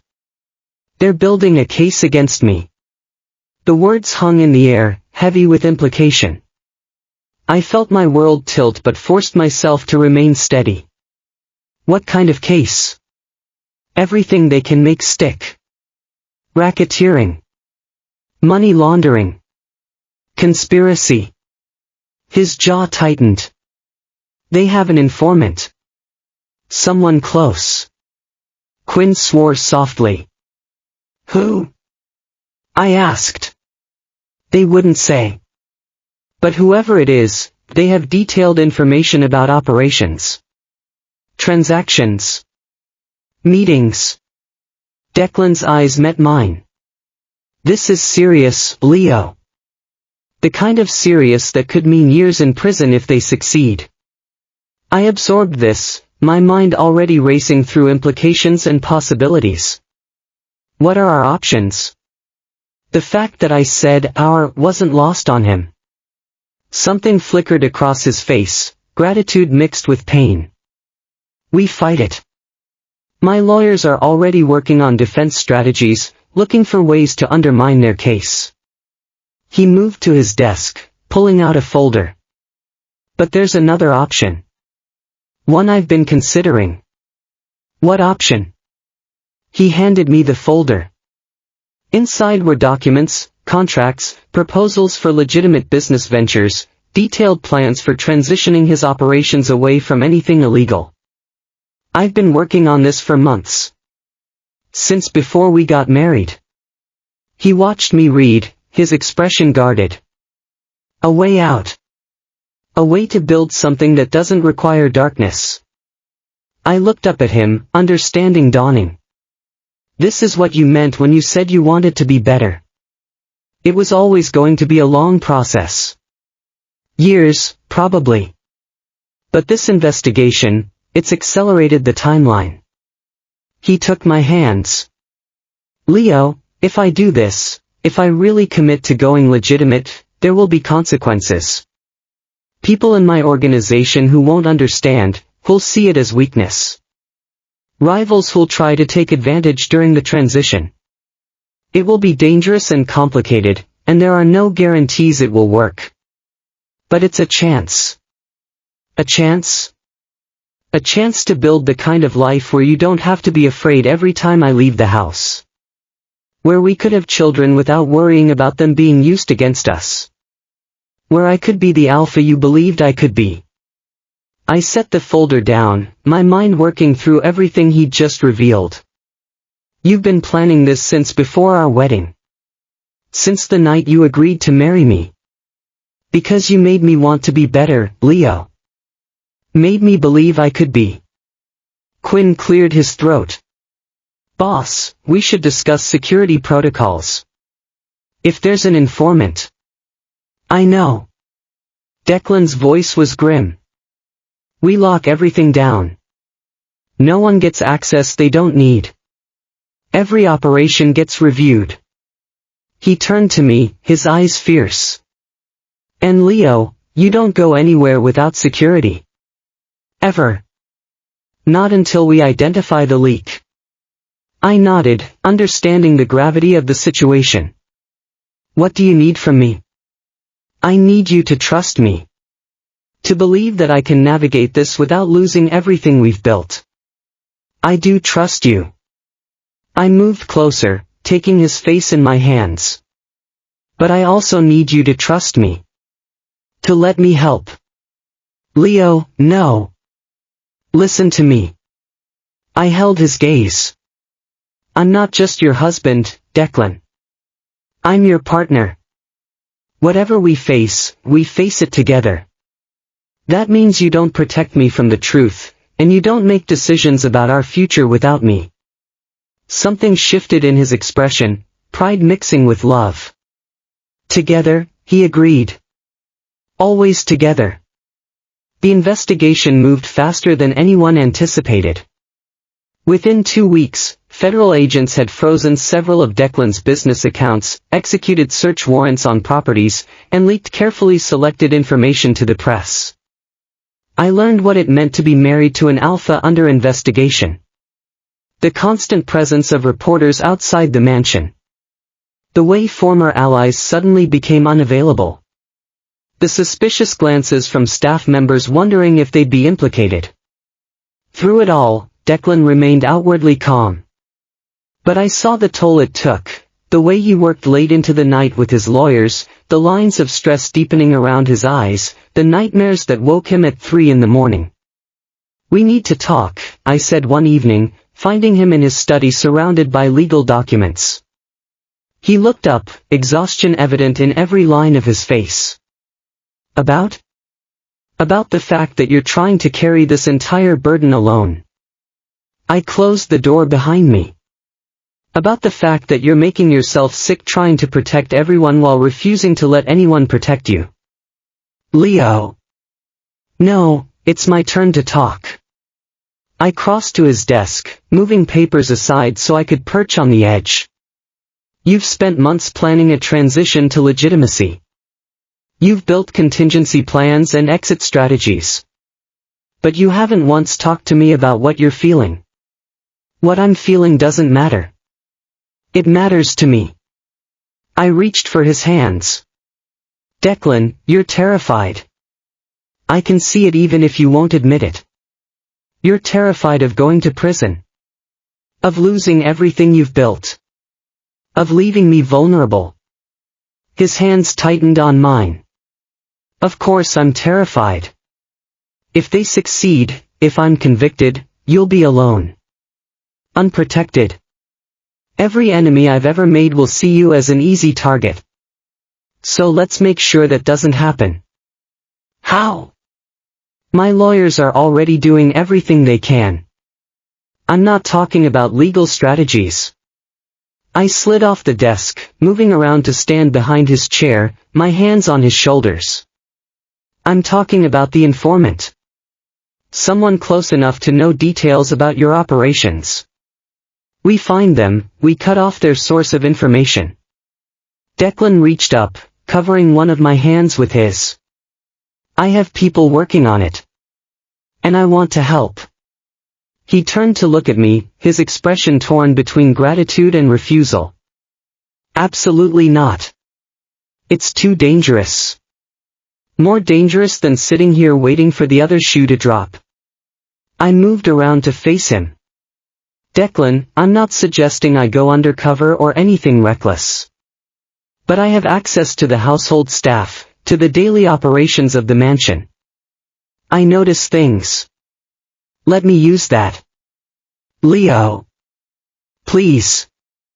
I knelt in front of his chair, looking up at him.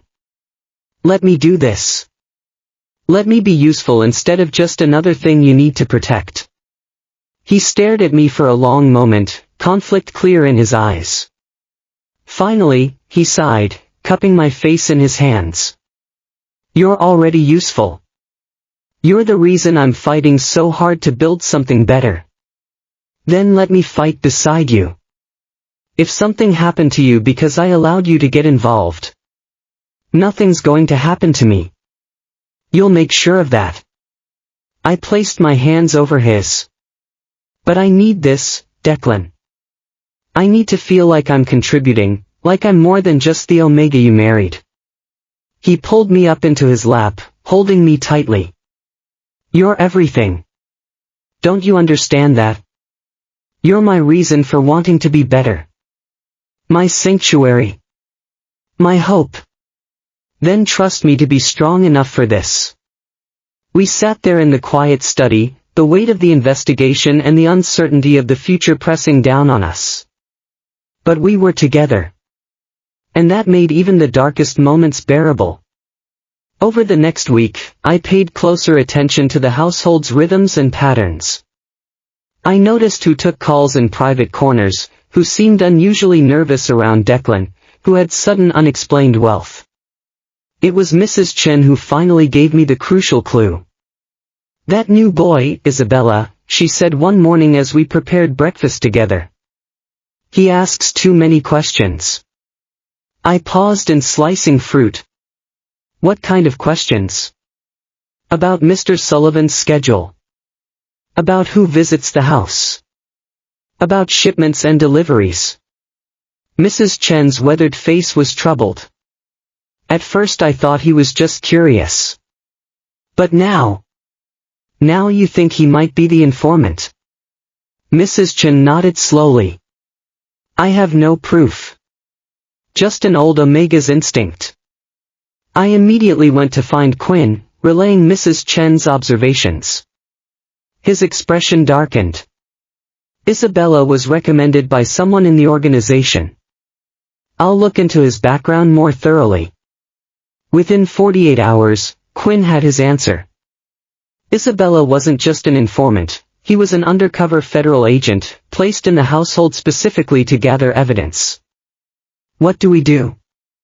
I asked as Declan, Quinn, and I sat in the study discussing the revelation. We feed him false information, Declan said, his voice cold. Make sure everything he reports back is useless or misleading. Or, I said slowly, an idea forming, we use him to our advantage. Both alphas looked at me. The investigation is focused on your illegal operations, right? I continued. Operations you're planning to transition away from anyway. What if we accelerate that timeline? What if we let Isabella report back that you're going legitimate? Declan's eyes narrowed. They'd never believe it. They would if we made it convincing. Real contracts, real business deals, real evidence of you shutting down the illegal operations. I leaned forward. Think about it. If the prosecution's case is built on proving you run a criminal enterprise, but by the time it goes to trial that enterprise no longer exists, what do they have? Quinn let out a low whistle. Old crimes with a statute of limitations, and a defendant who's demonstrably reformed. It's risky, Declan said. But I could see the wheels turning in his mind. The transition would have to be real. I couldn't just make it look good on paper. So make it real. I took his hand. You wanted to build something better anyway. This just moves up the timeline. Over the next 3 months, Declan executed the most dramatic business transformation I'd ever witnessed. Illegal operations were systematically shut down. Employees were offered positions in new, legitimate ventures or generous severance packages. Contracts were renegotiated, partnerships restructured, and every aspect of the business was documented and made transparent. Isabella reported it all back to his handlers, exactly as we'd intended. And while some in Declan's organization resisted the changes, most recognized that their alpha was finding a way to protect them all from prosecution. The toll on Declan was immense. He worked 20-hour days, negotiated with angry associates, faced threats from those who felt betrayed by the transition. But through it all, he never wavered. I supported him however I could, managing the household, handling social obligations, providing the sanctuary he needed at the end of each exhausting day. I couldn't do this without you, he told me one night as we lay in bed, both too exhausted for anything more than holding each other. You'd find a way. No. He pulled me closer. Before you, I never would have tried. I would have fought the investigation with lawyers and intimidation, and probably ended up in prison. You gave me the courage to choose a different path. We chose it together. The day the federal investigation was officially dropped was one of the most surreal of my life. Declan's lawyers had successfully argued that with the transformation of his business operations, there was insufficient evidence to proceed with prosecution for ongoing criminal activity. The old charges couldn't be proven beyond a reasonable doubt, especially with Declan's expensive legal team poking holes in every aspect of the case. Isabella disappeared shortly after, reassigned to another investigation. I never saw him again, though I sometimes wondered if he knew how much his presence had catalyzed positive change. That night, we celebrated quietly at the countryside villa, just the two of us and a bottle of wine. We did it, I said, raising my glass. You're officially legitimate. Mostly legitimate. Declan corrected with a wry smile. There are still some gray areas. But the darkness is behind you. Behind us. He clinked his glass against mine.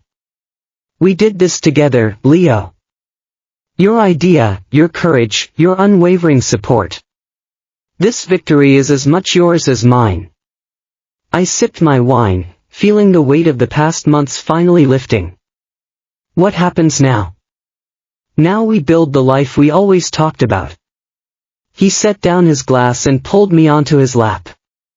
Now we figure out what it means to be the Sullivans without the shadow of criminal prosecution hanging over us. And the people who were disappointed by your decision to go legitimate, the ones who saw it as weakness, are learning that there's more than one way to be powerful. His hands settled on my waist. Legitimate businesses can be just as influential as illegal ones. It just requires a different approach. One I helped you develop, I said, unable to hide my pride. One you created. He kissed me softly. You saw possibilities I never imagined. You believed in a version of me I didn't know existed. I cupped his face, looking into the eyes of the alpha I loved, the alpha who'd transformed himself because I'd given him a reason to try. I love you, Declan Sullivan. Every version of you, past, present, and future. And I love you, Leo Sullivan. His voice was thick with emotion. The Omega who saw a monster and decided to love him anyway. Who turned a maid's determination into a mafia husband's strength. Who saved me in every way a person can be saved. As we made love that night, it felt like a new beginning. The darkness that had defined Declan's life for so long was finally receding, replaced by the possibility of something brighter. The next morning, Declan had a surprise for me. He led me to a room in the villa I'd never entered, unlocking it with a key he wore around his neck. Inside was an office, beautifully appointed with a desk, bookshelves, and a view of the vineyards. What is this? Your office. He gestured around the space. I know you've been researching conflict resolution strategies, studying business negotiation. I thought you might want a place to continue that work. I turned to stare at him. You want me to work? I want you to do whatever makes you happy. If that means working alongside me, developing strategies for legitimate business growth, then yes. If it means going back to school, pursuing medicine like you originally wanted, I'll support that too. Tears pricked my eyes. You'd really support me going back to school? Even if it meant less time together? Leo, I fell in love with an Omega who had dreams and ambitions. I won't be the reason you give them up. He pulled me close. Besides, having a doctor in the family might come in handy. I laughed through my tears. I can't go back to school. Not right now anyway. Why not? I took his hand and placed it on my still flat stomach, watching as understanding dawned in his eyes. Because I'm pregnant. The shock on his face was total. He stared at me, then at his hand on my stomach, then back at me. Pregnant? You're pregnant. About 8 weeks. I found out yesterday. I bit my lip. I know we never discussed children, never planned for this. He cut me off with a kiss so fierce it stole my breath. When he finally pulled back, there were tears in his eyes. A baby. We're having a baby. Are you happy? Happy? He laughed, the sound breaking with emotion. Leo, you've just told me we're creating a life together, a life that will grow up knowing only the legitimate business, only the better alpha I'm becoming. How could I be anything but ecstatic? I sagged against him in relief. I was worried you'd think the timing was bad, with everything we've just been through. The timing is perfect. He held me tightly. This baby represents everything we've fought for, a future without fear, a family built on choice rather than obligation, a chance to do things right. We stood there in my new office, holding each other, marveling at the unexpected gift we'd been given. That evening, we told Mrs. Chen, who cried and hugged me and immediately began planning nursery designs. Quinn offered his congratulations with unusual warmth. Ronan, surprisingly, smiled.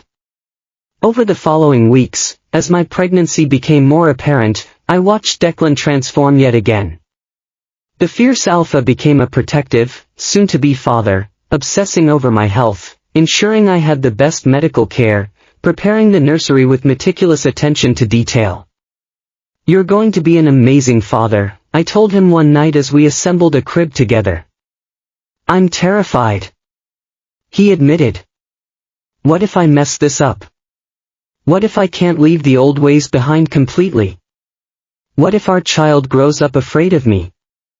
"They won't be afraid of you." I took his hand. "Because they'll know you the way I know you.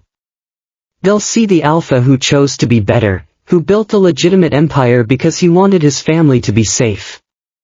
Who loves their father with everything he is. You have too much faith in me.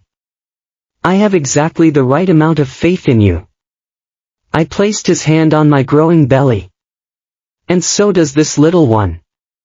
The baby kicked right then, the first movement strong enough for Declan to feel. His face lit up with wonder. "Did you feel that? That's our baby saying hello to their father." He knelt in front of me, his hands cradling my belly, his forehead resting gently against the swell. "Hello, little one," he whispered. "I'm your father. And I promise you, I will spend every day of my life making sure you never have to be afraid. That you grow up knowing only love and safety, and the freedom to be whoever you want to be." I ran my fingers through his hair, my heart so full it ached. This was everything I'd never dared to dream of, an alpha who loved me absolutely, a child we'd created together, a future bright with possibility rather than shadowed by fear. "I love you," I whispered. "I love you too." He looked up at me, his eyes shining. "Both of you, my entire world." And in that moment, I knew with absolute certainty that every difficult choice, every dangerous moment, every sacrifice had been worth it. Because they had led us here, to this perfect moment of hope and love and family.